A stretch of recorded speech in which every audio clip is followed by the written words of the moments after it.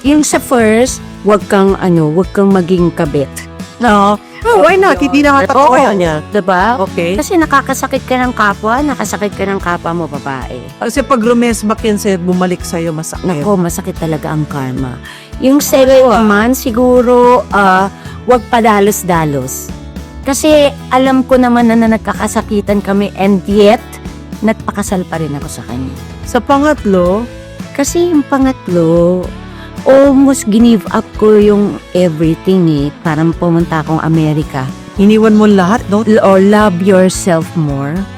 Pag namatay yung isang animals natin, baka may sinalo siyang bad luck energy. Oh, yeah. Especially like yung mga Arwana. Yes, ganun siya. Pag tumalon, Yeah. save ng life. Yes. My mom was being saved by the arwana. Nung time na napasok siya sa hospital for operation, Namatay yung arwana. tumalon talaga yung arwana. Tumalon yung Napakamatay siya. Tapos successful yung operation like that. Wow! Kami rin, ganyan. Tumalon din po, Arwana. Nag-suicide.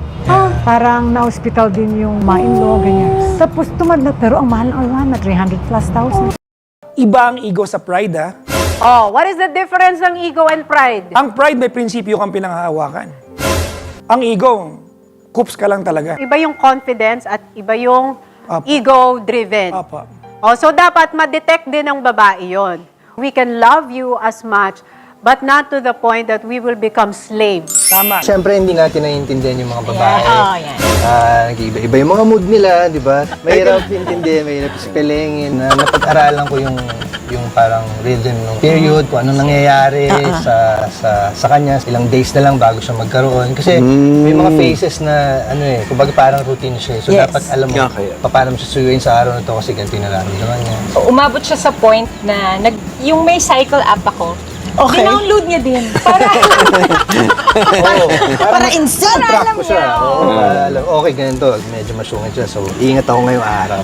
20 years, wala pa akong kilala or nakita ni isang beses. Umiyak naman ako dito. Merong bumili ng something for Bex.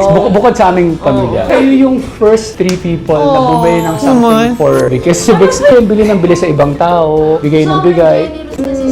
Ngayon lang, nagulat lang ako na kayo yung unang-unang bibili sa kanya. thank you. Tatanggapin ko. She deserves everything. May mga pagkakataon na pina-power trip kami sa set. Yun yung parang nagsisimula po ako na sinisigaw-sigawan yung tatay ko, mumurahin ako.